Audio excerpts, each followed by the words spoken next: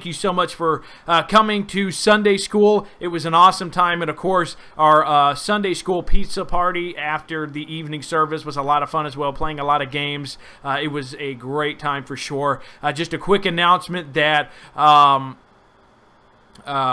church was hosting a Sunday school picnic party this coming Saturday. We've decided to cancel that because of obviously Hurricane Irma is looking like it'll make landfall over the weekend. Of course, it's a little bit, it's a few days away, so we're not sure what exactly is going to happen. But as of right now, just to be safe, we've decided to postpone, cancel the Sunday school picnic party. And it was for the whole church, not just our Sunday school class. It was for all Sunday school classes that were welcome, but we decided again to be safe to cancel it. Now, as I was, you probably already saw what I was going to talk about, but let's go ahead and dive into obviously what our theme of the week was: loyal love, and we looked at loyal love through the eyes of Ruth. And over the last week, we've talked about being there for someone at their low point, just as Ruth was there for just as Ruth was there for Naomi at her low point. Of course, on Thursday, then we talked about giving without expecting. In other words, giving without expecting anything on return. And then on Sunday school, I challenged you to find someone that you can help bear their burdens sometime this week. And so hopefully you gleaned something from that. But let's go ahead and kind of wrap up this theme of loyal love tonight in just a few minutes.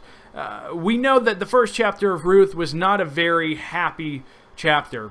And so we find Ruth and Naomi towards the end of chapter 1 at a very, obviously a low point in their lives. As I mentioned, Naomi lost her husband and her 2 sons, and one of her sons was married to Ruth. So Ruth lost her husband, and now both Ruth and Naomi have no really a way to support themselves in any way, shape, or form. And so they were in trouble. And so they decided to go back to Israel, to Naomi's hometown of Bethlehem. But when we get there, we actually end Ruth chapter 1 on an encouraging note. And I'll go ahead and show you right now. In Ruth chapter 1, verse 22, it says, that's the last verse, "So Naomi returned, and Ruth the Moabitess, her daughter-in-law, with her, which returned out of the country of Moab, and they came to Bethlehem in the beginning of barley harvest."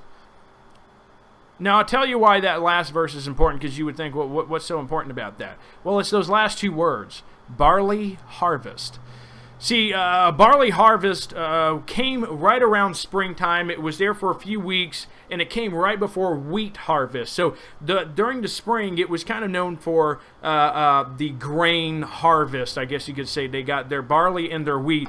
And believe it or not, that was incredibly important. According to some Bible scholars like Oded Borowski, barley and wheat were the main food staples of the ancient Israelites. And then E.P. Sanders said that over 50% of a Jewish person's diet contained some type of grain, whether it was barley or wheat. Now, the reason why I'm bringing this up is because Ruth and Naomi at the end of chapter 1, again, they're at a low point. It doesn't look like they're going to be able to find a way to support themselves, but they come back to Bethlehem just in time for barley harvest. And so I'm not going to get into Ruth chapter 2 very much because I don't want to give too much away. But I will go ahead and say that at the beginning of Ruth chapter 2, Ruth decides, in order to support herself and Naomi, that she was going to go out to the nearby fields and start picking up some grain or picking up some barley. And Naomi, of course, says, yes, please go ahead. We're going to need something to support ourselves and to be able to feed ourselves. So when Ruth goes out to the nearby fields and she starts picking up barley, the man who happens to own the fields notices Ruth. And that man's name was Boaz. And again, I'm not going to go too much deep into that because we've got a few more lessons to go talking about Boaz and Ruth. But I'll just go ahead and say that Ruth and Boaz spark a little bit of a romance.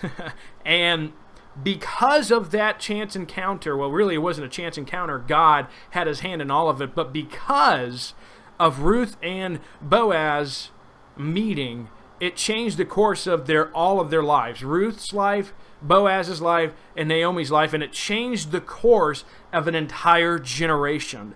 And when I say it changed, I mean a change for the better. A change that was truly a wonderful thing for Naomi and Ruth. And I say that because Naomi, she was at a low point of her life. She was in trouble. But because God prepared for them a barley harvest, their lives changed, both Naomi's and Ruth's. And it's the same thing for us today. Any of you that have experienced any type of disappointment, any of you that are maybe in a holding pattern right now, you don't know, you're waiting for something else to come because maybe you're done with school, or maybe you're in the middle of it and you're just not sure what God wants you to do. You're in that holding pattern, or maybe you just experienced a really personal disappointment. Whatever the case may be, you may be at that low point like Naomi is. But I'm here to tell you tonight that if you're at that point, be encouraged, because that means God is preparing for your barley harvest. I remembered, I like a quote by the name of Alexander White. Alexander White was a preacher and Bible scholar in Scotland, and he said this, that the victorious Christian life is a series of new beginnings. And I like that. See, what he's saying, and what I think we're reading in Ruth chapter 1, at the end of Ruth chapter 1, is that if you are experiencing that low point in your life, that disappointment, that holding pattern, maybe you're struggling with the idea of when are you going to find that special someone that you'll spend the rest of your life with, whatever the case may be, if you're struggling with that, that's because God is preparing a new beginning for you, just like he prepared a new beginning for Naomi and a new beginning for Ruth. And so tonight, I just want to encourage you, just be ready for your barley harvest, because it is coming. And if maybe you're actually not at a low point in your life, you're having a good time right now. It's a good part of your life. It's an exciting time in your life. Well, maybe there's somebody that you know that is going through that low point. And so again, as I mentioned, as a challenge to bear one another's burdens, remind those people that the barley harvest in their lives is coming too. I'll wrap it up like that. Thank you so much for listening to this edition of Live Dive. Stay tuned for this Thursday as we continue in Ruth. Now we're going to Ruth chapter 2, and this time we'll be discussing a new theme, and that new theme will be called A Good Name. A Good Name. Anyway, follow us on social media at TheBridge813 on Twitter. You can follow me on Instagram, Ace_Andrews. We're on Facebook at The Bridge, and you can also subscribe to our YouTube channel, which is also just named The Bridge. Anyway, thanks so much, guys. I hope you enjoyed this devotion. Have a good night.